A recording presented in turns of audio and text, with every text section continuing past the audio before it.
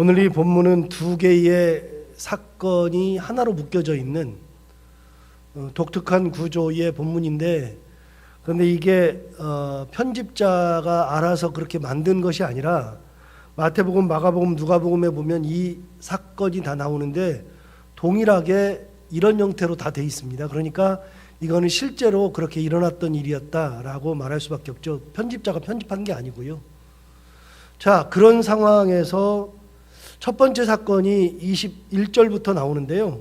21절에 보시면 22절을 먼저 보시면 회당장 중에 하나인 야이로라 하는 이가 와서 예수를 보고 발 아래 엎드려 간곡히 구하여 이르되 내 어린 딸이 죽게 되었사오니 오셔서 그 위에 손을 얹으사 그로 구원을 받아 살게 하소서, 이렇게 간구했죠. 자, 어린 딸이 죽게 되었기 때문에 예수님 앞에 와서 발 아래 엎드려서 간구했다, 뭐 그럴 수 있죠. 자기의 사랑하는 딸이 죽게 되었으니 당연히 예수님 앞에 와서 간구하는 거는 뭐 당연한 거다. 그걸 가지고서 뭐 이야기할 것은 별로 없고요. 뭐 무릎을 꿇고 엎드린다, 뭐 당연한 거죠. 그런데 문제는 그게 아니고요. 22절 맨 앞쪽에 있는 이 사람이 누구냐면 회당장 중에 하나인 야이로라는 사람입니다. 이 사람은 어떤 사람이냐면 회당장이라는 거예요. 회당장이 예수님 앞에 와서 무릎을 꿇었다 하는 거죠.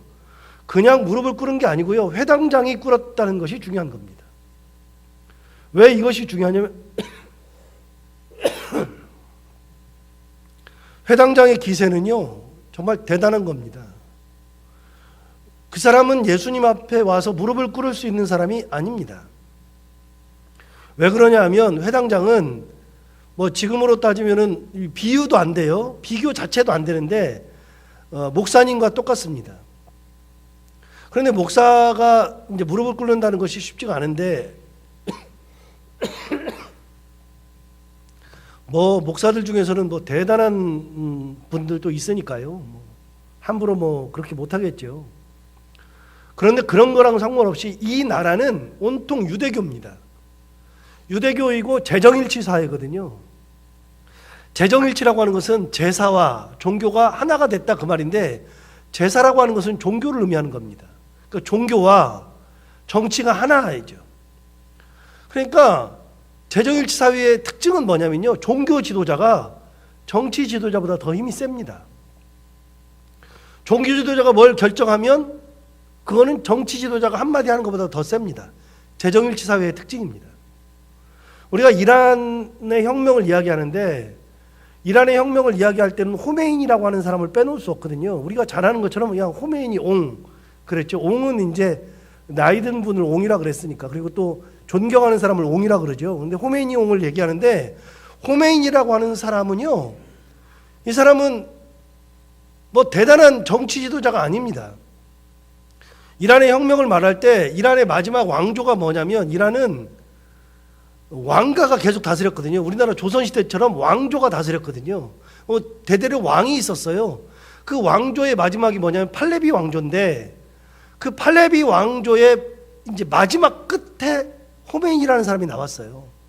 그러니까 팔레비 왕조가 나라를 다스리는데 호메인이라는 사람이 자꾸만 개혁을 얘기하니까 국가에서 볼 때는 이 사람이 나라를 어지럽게 만든다고 생각해서 그 사람을 망명 보내고 아예 추방해서 다른 나라로 보내고 그랬는데, 이 양반이 나가가지고 계속 책을 쓰면서 이란의 혁명을 얘기했죠. 결국은 이란에 있는 모든 사람들이 정치 지도자의 말을 듣지 않고 호메이니의 말을 들어가지고서 이란의 혁명을 일으켰다고요. 그게 그 유명한 호메이니의 이란 혁명이죠. 그게 몇십 년 안 됐어요. 1970년대니까. 그런데 호메이니가 그렇게 했는데, 호메이니는 그러고 나서도 정치 지도자가 된 적이 없어요. 근데 여러분, 이란의 정치 지도를 우리가 몰라요. 한 명도. 지금 왕이, 대통령이 누군지도 몰라요. 그런데 이란의 호메이니는 웬만하면 알아요. 호메이니라는 사람 한 번씩은 다 들어봤죠. 제가 이란을 가가지고 테헤란을 갔더니 왕의 그 가이드는 아니지만 우리 기사가 왕의 무덤은 안 데려가는데요, 호메이니 무덤은 데리고 들어가더라고요. 제가 그래서 호메인이 무덤에 가봤잖아요. 근데 사원 안에다가 호메인이 무덤을 넣어놨는데, 무덤은 뭐 엄청나게 커요. 무덤도 여기 저 본당 요만 엄청나게 큰데, 그런데 그 사원은요 정말 어마무지 큽니다. 그 호메니 때문에 이란이 원래 자유국가였거든요. 팔레비 왕조 때 자유국가였는데 호메니가 종교 지도자잖아요. 그러니까 종교 개혁을 하고 나라를 전복시킨 다음에 호메니가 뭘 했냐면 이란 여자들에게 히잡을 씌웠다고요. 히잡을 씌웠다는 것은 이슬람 여자들이 이렇게 뭐 뒤집어 쓴다는 얘기인데, 여러분, 인권운동하는 사람들이 히잡을 쓰는 것을 가장 싫어합니다.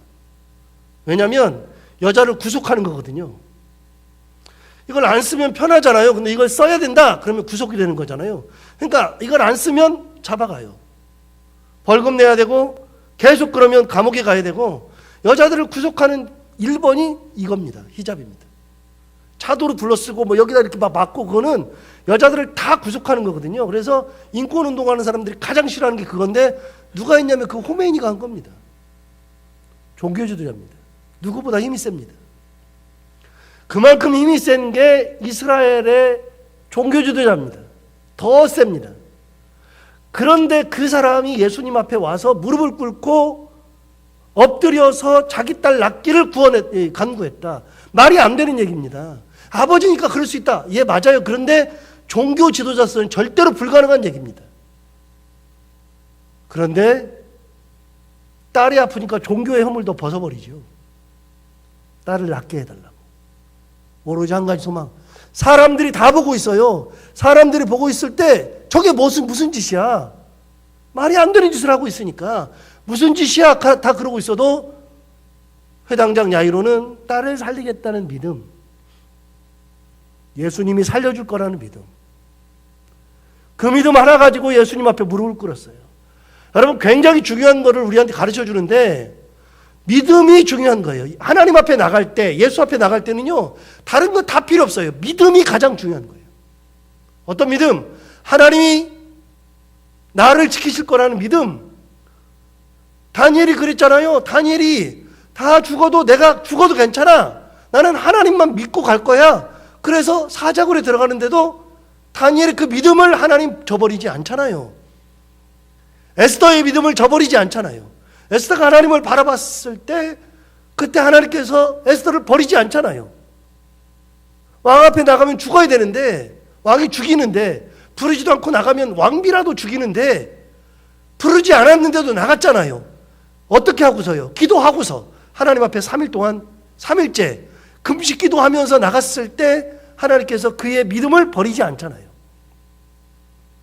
다윗이 광야에서 그렇게 방황하고 있을 때, 광야에서 먹을 것 없이, 잘 곳 없이, 마실 물 없이 그런 곳에서 다니면서도 하나님을 바라봤을 때 하나님이 다윗의 그 믿음을 버리지 않잖아요.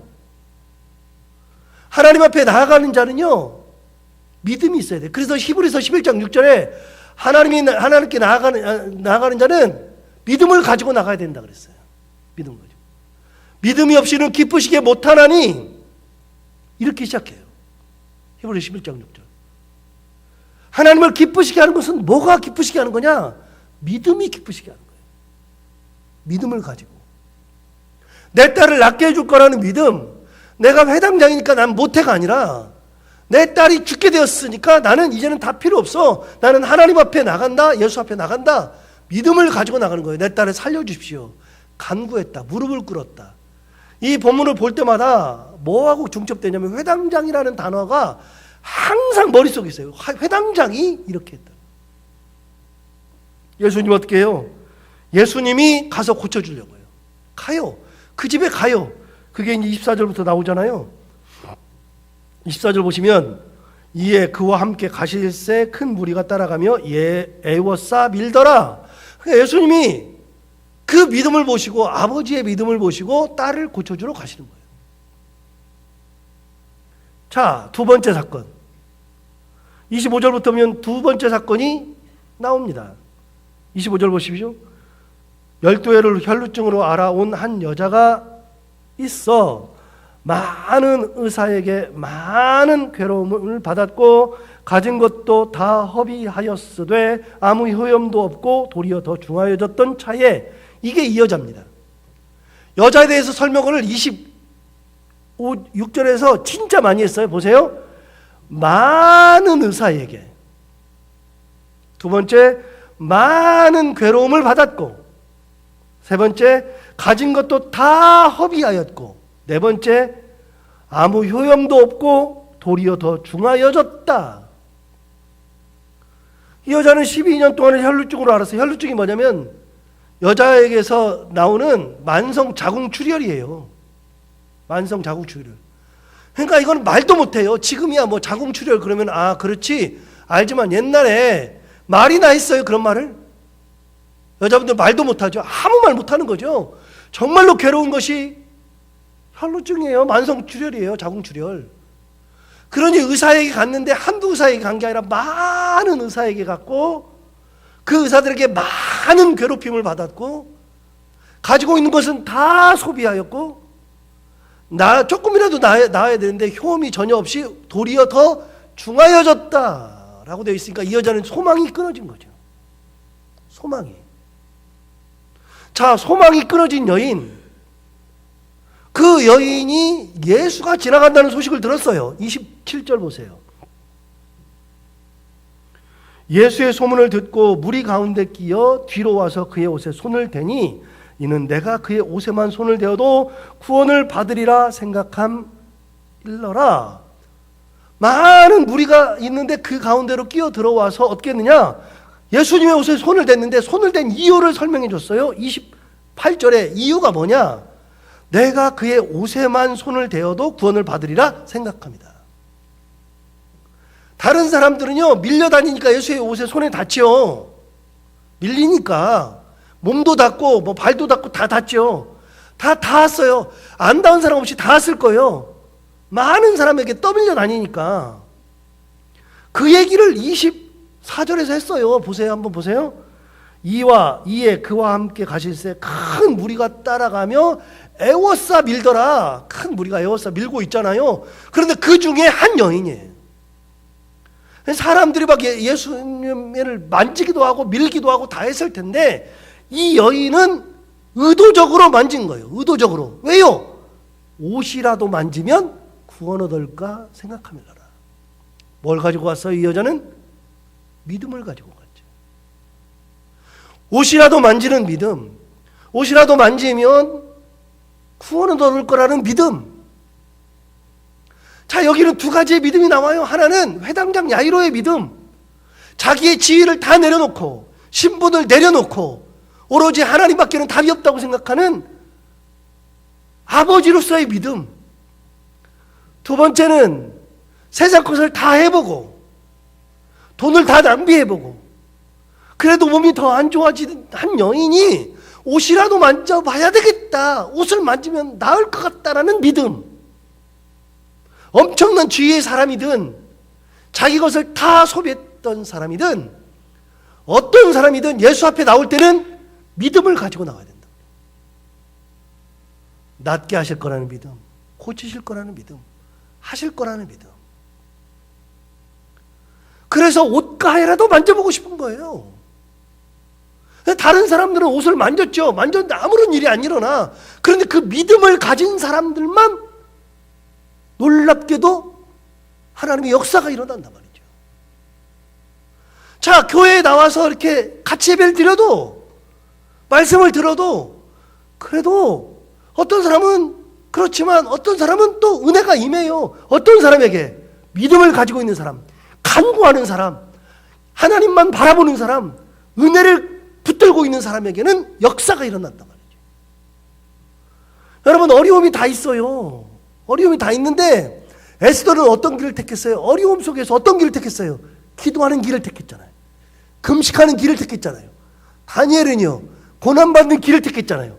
하나님이 함께 하실 거라는 믿음, 하나님께서 나를 도와주실 거라는 믿음 가지고 고난의 길을 택했잖아요. 그런 곳에 역사가 일어나는 거예요. 어느 곳에? 믿음을 가진 곳에, 믿음이 있는 곳에. 자, 이 여인이 어떤 믿음으로, 이 믿음으로 예수님이 옷을 만졌는데 29절 보세요. 이에 그의 혈로 근원이 곧 마름에 병이 나은 줄을 몸에 깨달으니라. 이 여인이 안 거예요. 갑자기 자기 몸의 변화를, 예수님을 딱 만지는 순간에 변화를 딱 알았어요. 예수님을 만지니까. 누가 가르쳐 준 게 아니에요. 한 1년 지나고 보니까 점점 괜찮아진 애가 아니에요. 예수님을 만지는 순간에 알았어요. 이에 그의 혈로 근원이 곧 마름에 병이 나은 줄을 몸에 깨달으니라. 병이 나은 걸 딱 깨달았어요. 예수님을 만지는 순간에 믿음을 가지고 옷을 딱 만지니까 병이 나았던. 그런데 더 재미있는 게 나와요. 30절. 예수께서 그 능력이 자기에게서 나간 줄을 곧 스스로 아시고 무리 가운데 돌이켜 말씀하시되 누가 내 옷에 손을 대었느냐 했죠. 예수님이 사람들이 막 만질 때는 아무 말도 안 했어요. 왜요? 능력이 나간 적이 없으니까.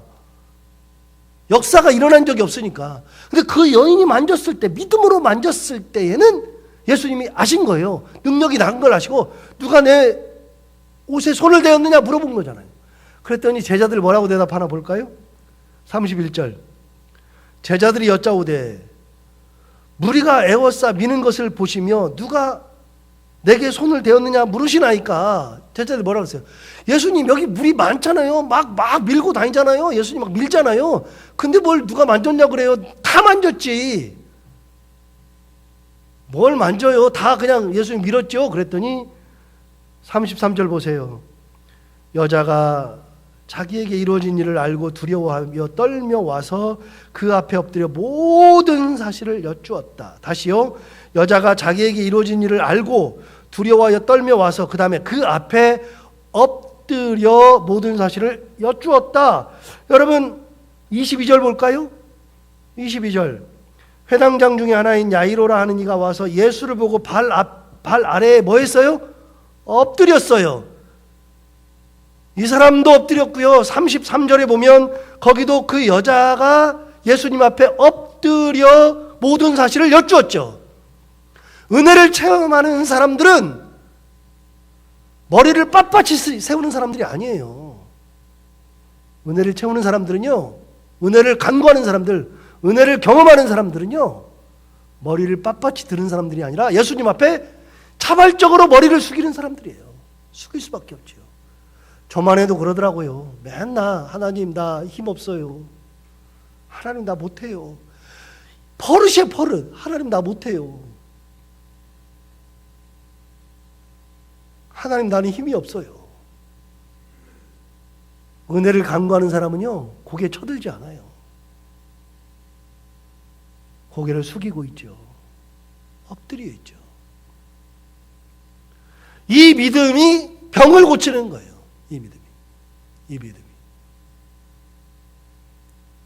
자, 34절 볼까요? 예수께서 이르시되 딸아